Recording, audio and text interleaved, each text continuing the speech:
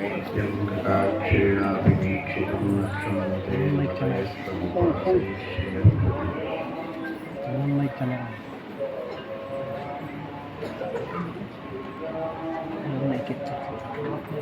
ಮಹಾನುಭಾವರಾದ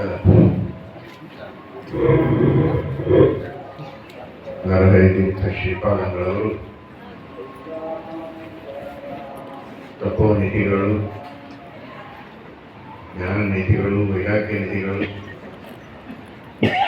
ಭಕ್ತಿ ಸಾಗರರು, ಅಂತಹ ಮಹಾನುಭಾವರು ಶ್ರೀಮದ್ ಆನಂದ ತೀರ್ಥ ಭಗವತ್ಪಾದಾಚಾರ್ಯರ ಶಿಷ್ಯರಾಗಿ, ಪದ್ಮನಾಭ ತೀರ್ಥರ ಶಿಷ್ಯರಾಗಿ ದೇಶದಾದ್ಯಂತ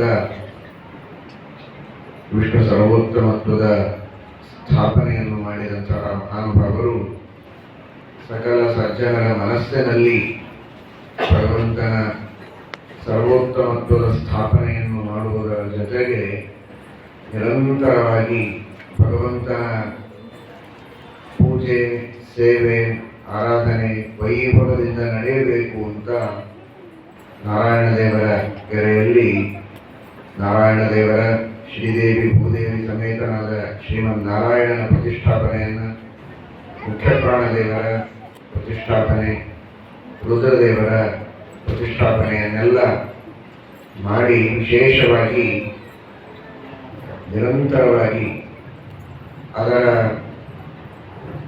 ಪೂಜಾ ಕೈಂಕರ್ಯಗಳು ನಡೆಯುವುದಕ್ಕೆ ಎಲ್ಲ ವ್ಯವಸ್ಥೆಗಳನ್ನು ಮಾಡಿ ಪದ್ಧತಿಗಳನ್ನು ಹಾಕಿಕೊಟ್ಟು ಒಂದು ದೊಡ್ಡ ಭಗವಂತನ ಸೇವೆಯ ಪರಂಪರೆಯನ್ನೇ ನಿರ್ಮಾಣ ಮಾಡಿದ ಮಹಾನುಭಾವರು ನರಹರಿತೀರ್ಥ ಶ್ರೀಪಾದಂಗಳವರು.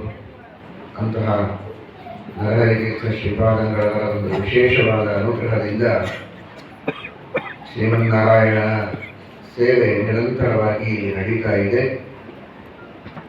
ಪ್ರತಿ ವರ್ಷವೂ ವಿಶೇಷವಾಗಿ ಈ ಕಲ್ಯಾಣೋತ್ಸವದ ವೈಭವ, ರಥೋತ್ಸವದ ವೈಭವವನ್ನು ನೀವೆಲ್ಲ ನೋಡ್ತಾ ಇದ್ದೀರಿ.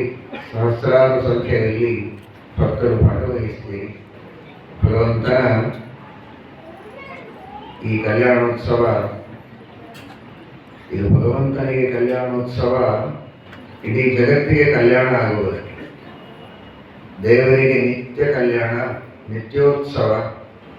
ಅಂತಹ ಪರಮಾತ್ಮನ ಕಲ್ಯಾಣವನ್ನು, ಭಗವಂತನ ಉತ್ಸವವನ್ನು ಮಾಡುವುದರಿಂದ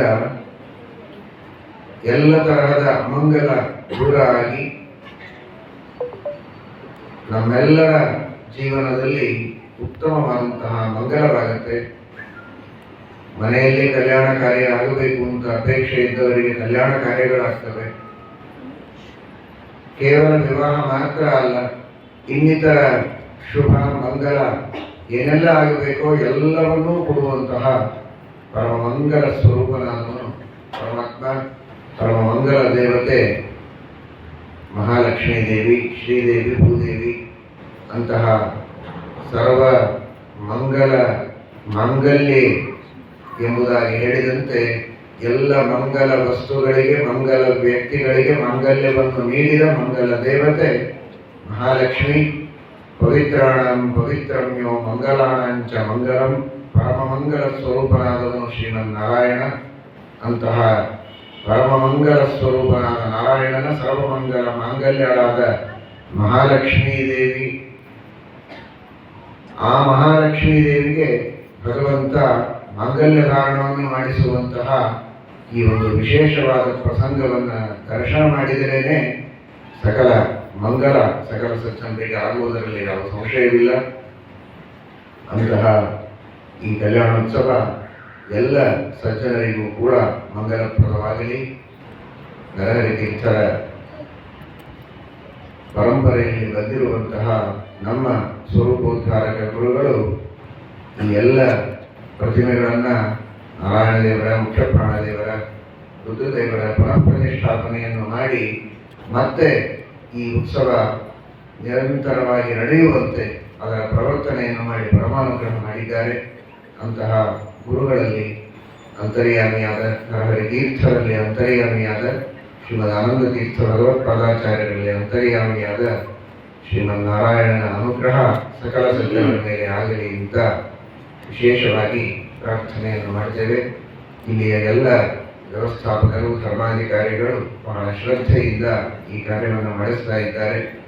ನಮ್ಮ ಅಂದಿನಿಂದಲೂ ನಡೆದು ಬಂದ ಪದ್ಧತಿಯಂತೆ ಕಿನ್ನಾಳದಿಂದ ನಮ್ಮ ಶ್ರೀಮಠದ ಶಿಷ್ಯರು, ವಿಶೇಷವಾಗಿ ಗಂಗೂರು ಮಾರ್ಕರದವರು, ನಾರಾಯಣಾಚಾರ್ಯರು ನಡೆಸ್ತಾ ಬಂದಿದ್ದಾರೆ. ಅವರ ವಯಸ್ಸು ವಿಶೇಷವಾಗಿ ಅನಾರೋಗ್ಯದ ನಿಮಿತ್ತ ಬರಲಿಕ್ಕಾಗದೇ ಇರುವಾಗ ಈಗಲೂ ಅವರ ಮಾರ್ಗದರ್ಶನದಲ್ಲಿ ನಮ್ಮ ವೇದವ್ಯಾಸಾಚಾರ್ಯರು ಎಲ್ಲ ಅವರ ತಂಡದವರು ಬಹಳ ವಿಶೇಷವಾಗಿ ಭಕ್ತಿ ಶ್ರದ್ಧೆಗಳಿಂದ ಈ ಉತ್ಸವವನ್ನು ಮಾಡ್ತಾ ಇದ್ದಾರೆ. ನೀವೆಲ್ಲ ಭಗವದ್ಭಕ್ತರು ಕೂಡ ಇದೇ ರೀತಿ ಈ ಉತ್ಸವದಲ್ಲಿ ಭಾಗವಹಿಸಿ ಹರಿವಾಯ ಗುರುಗಳ ವಿಶೇಷ ಅನುಗ್ರಹಕ್ಕೆ ಪಾತ್ರರಾಗಬೇಕು. ಹರೇ